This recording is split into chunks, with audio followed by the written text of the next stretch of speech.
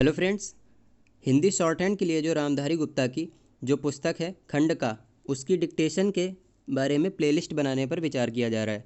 तो आप लोग अपनी राय कमेंट बॉक्स में ज़रूर दें कि वो आपके लिए कितनी उपयोगी है और उसको बनाना चाहिए या नहीं। ऐसा आपके एसएससी स्टेनोग्राफर के स्किल टेस्ट की प्रैक्टिस के लिए किया जा रहा है, ताकि आपको पेपर के पहले सारी डिक्टेशन एक साथ मिल जाएं एक प्लेलिस्ट के रूप में हमारे चैनल पर, और आपको तैयारी करने में आसानी हो। तो जवाब ज़रूर दें कमेंट बॉक्स में।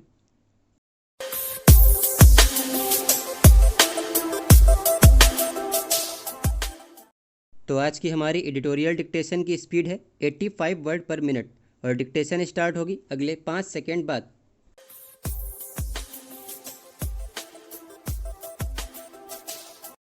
स्टार्ट।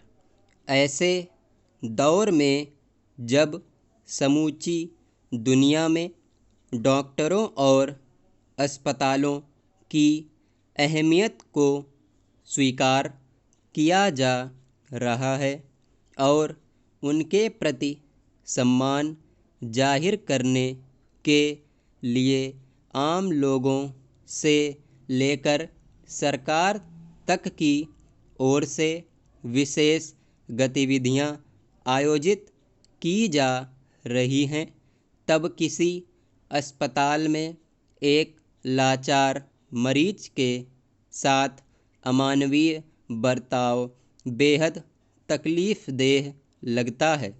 मध्य प्रदेश में शाजापुर के एक निजी अस्पताल में 80 वर्षीय वृद्ध मरीज के साथ अस्पताल प्रबंधन ने जो किया वह एक बारगी किसी भी संवेदनशील इंसान को स्तब्ध कर दे सकता है। खबरों के मुताबिक अस्पताल में भर्ती कराए गए बुजुर्ग के पाँव को बेड से इसलिए बांध दिया गया कि उनके परिजन इलाज का बिल चुकाने में असमर्थ थे। यह रकम सिर्फ 11,000 रुपये थी। परिजनों ने पहले 5,000 रुपये जमा किए थे, लेकिन यह राशि वे नहीं चुका सके थे। अंदाज़ा लगाया जा सकता है कि जिस परिवार के पास यह रकम भी चुका पाने का सामर्थ्य नहीं है, उसकी आर्थिक हैसियत क्या होगी। ऐसे में यह शायद अलग से बताने की ज़रूरत नहीं होनी चाहिए कि न केवल नियमों के मुताबिक बल्कि मानवीय आधार पर भी अस्पताल प्रबंधन और डॉक्टरों को उसके साथ कैसे पेश आना चाहिए था।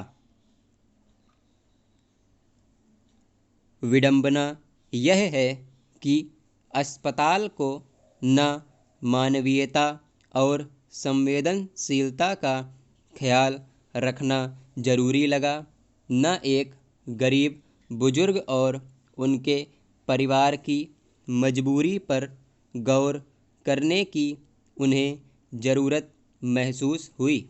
जब इस खबर के सुर्खियों में आने के बाद चौतरफा आलोचना होने लगी, तब जाकर सरकार ने कार्रवाई की। मैनेजर पर मुकदमा हुआ, अस्पताल को सील कर दिया गया। यूं अस्पताल प्रबंधन ने सफाई पेश की थी कि मरीज की स्थिति को देखते हुए उसके पैर को बेड से बांध दिया गया था। सवाल है कि ऐसी कौन सी बीमारी है जिसका इलाज करने के लिए सभी संसाधनों से लैस होने का दावा करने वाले निजी अस्पताल को मरीज के पांव बेड से बांधने की ज़रूरत पड़ती है। क्या ऐसा कहकर खुद अस्पताल अपने प्रबंधन और इलाज के तौर तरीके और उनकी गुणवत्ता को कटघरे में नहीं खड़ा कर रहा है। यह सच है कि प्रशासनिक स्तर पर अस्पतालों में कामकाज से संबंधित गतिविधियों की निगरानी और उसके नियमन को लेकर लापरवाही बरती गई और इसी का नतीजा है कि अस्पताल में इस स्तर की संवेदनहीनता दिखाई पड़ी।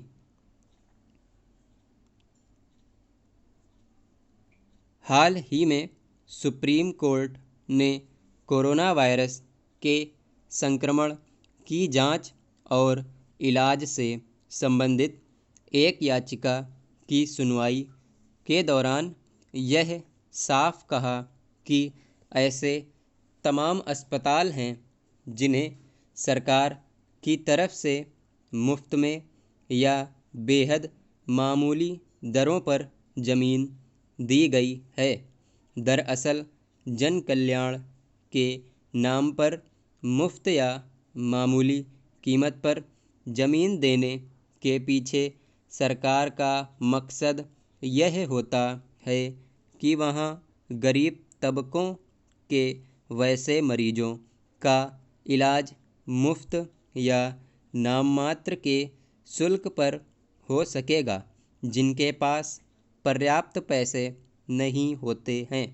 मगर सरकार से इस तरह की सुविधा हासिल करने के बाद शायद ही किसी निजी अस्पताल में गरीब मरीजों के इलाज को लेकर ज़रूरी स्तर की संवेदनशीलता दिखाई जाती है।